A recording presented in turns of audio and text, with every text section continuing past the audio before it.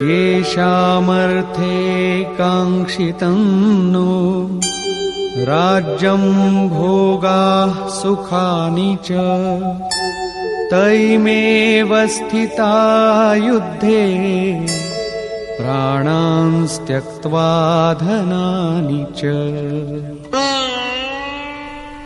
हमें जिनके लिए राज्य भोग और सुखादिक इच्छित हैं, वे ही परिवार जीवन की आशा त्याग कर युद्ध के मैदान में खड़े हैं।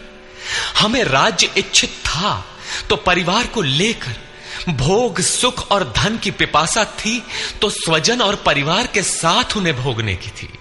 किंतु जब सब के सब प्राणों की आशा त्याग कर खड़े हैं तो मुझे सुख राज्य या भोग नहीं चाहिए। ये सब इन्हीं के लिए प्रिय थे। इनसे अलग होने पर हमें इनकी आवश्यकता नहीं है। जब तक परिवार रहेगा तब तक ये वासनाएं भी रहती हैं। झोपड़ी में रहने वाला भी अपने परिवार, मित्र और स्वजन को मारकर विश्व का साम्राज्य स्वीकार नहीं करेगा। अर्जुन यही कहता है कि हमें भोग प्रिय थे, विजय प्रिय थी, किंतु जिनके लिए थी जब वे ही नहीं रहेंगे तो भोगों से क्या प्रयोजन। इस युद्ध में मारना किसे है।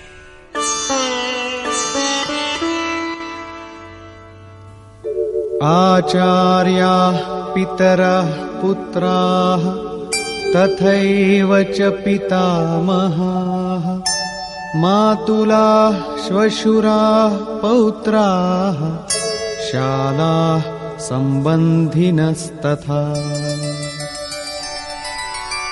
इस युद्ध में ताऊ, चाचे, लड़के और इसी प्रकार दादा, मामा, श्वसुर, पोते, साले तथा समस्त संबंधी ही हैं।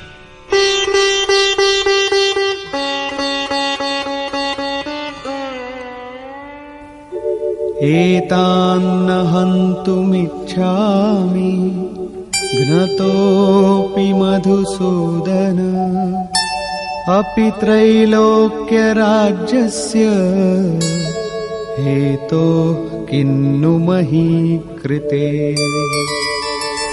हे मधुसूदन, मुझे मारने पर भी अथवा 3 लोक के राज्य के लिए भी मैं इन सबको मारना नहीं चाहता।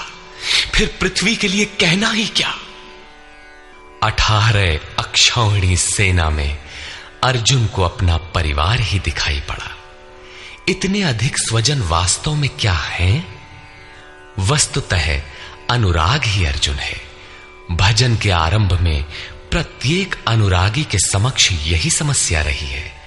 सभी चाहते हैं कि हम भजन करें, उस परम सत्य को पालें, किंतु किसी अनुभवी सद्गुरु के संरक्षण में कोई अनुरागी जब क्षेत्रज्ञ के संघर्ष को समझता है कि हमें किन से लड़ना है तो वो हताश हो जाता है। वो चाहता है कि हमारे पिता का परिवार, ससुराल का परिवार, मामा का परिवार, सुहृद, मित्र और गुरुजन साथ रहें, सभी सुखी रहें और इन सब की व्यवस्था करते हुए हम परमात्म स्वरूप की प्राप्ति भी कर लें। किंतु जब वो समझता है कि आराधना में अग्रसर होने के लिए परिवार छोड़ना होगा, इन संबंधों का मोह समाप्त करना होगा, तो वो अधीर हो उठता है। पूज्य महाराज जी कहा करते थे, मरना और साधु होना बराबर है। साधु के लिए सृष्टि में दूसरा कोई जीवित है भी, किंतु घर वालों के नाम पर कोई नहीं है। यदि कोई है तो लगाव है, मोह समाप्त कहां हुआ। जहां तक लगाव है उसका पूर्ण त्याग, उस लगाव के अस्तित्व मिटने पर ही उसकी विजय है। इन संबंधों का प्रसार ही तो जगत है, अन्यथा जगत में हमारा क्या है। तुलसीदास कहे चिद विलास जग बूझत बूझत बूझ है। मन का प्रसार ही जगत है। योगेश्वर कृष्ण ने भी मन के प्रसार को ही जगत कहकर संबोधित किया। जिसने इसके प्रभाव को रोक लिया उसने चराचर जगत ही जीत लिया। इहैव तैर्जितः सर्गो येषां साम्ये स्थितम मनः। केवल अर्जुन अधीर था ऐसी बात नहीं है। अनुराग सबके हृदय में है। प्रत्येक अनुरागी अधीर होता है, उसे संबंधी याद आने लगते हैं। पहले वो सोचता था कि भजन से कुछ लाभ होगा तो ये सब सुखी होंगे, इनके साथ रहकर उसे भोगेंगे। जब ये साथ ही नहीं रहे तो सुख लेकर क्या करेंगे। अर्जुन की दृष्टि राज्य सुख तक ही सीमित थी। वो त्रिलोकी के साम्राज्य को ही सुख की पराकाष्ठा समझता था। इसके आगे भी कोई सत्य है, इसकी जानकारी अर्जुन को अभी नहीं है। निहत्य धार्तराष्ट्रान्नः का प्रीति स्याज्जनार्दन पापमेवाश्रयेदस्मान् हत्वैतानाततायिनः।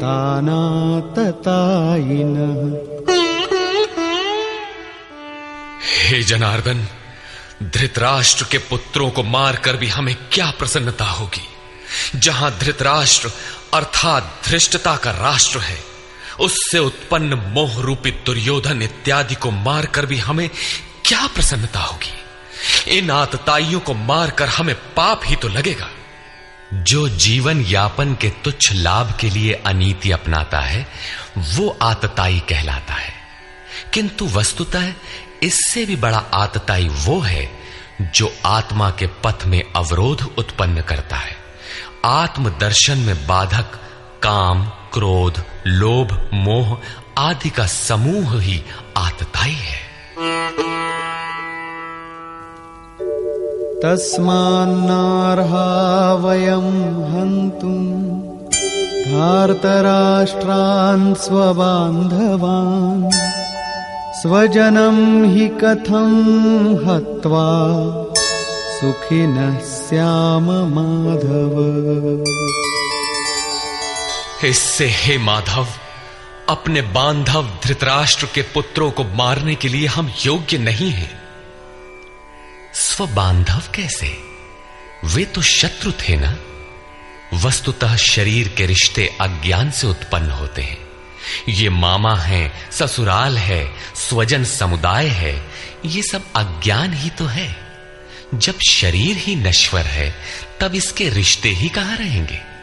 मोह है तभी तक सुहृद है, हमारा परिवार है, हमारी दुनिया है।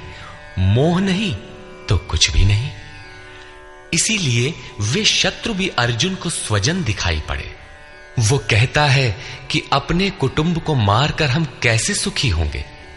यदि अज्ञान और मोह न रहे तो कुटुंब का अस्तित्व न हो। यह अज्ञान ज्ञान का प्रेरक भी है। भर्तृहरि, तुलसी इत्यादि अनेक महानुभावों को वैराग्य की प्रेरणा पत्नी से मिली, तो कोई सौतेली मां के व्यवहार से खिन्न होकर वैराग्य पथ पर अग्रसर हुआ दिखाई देता है।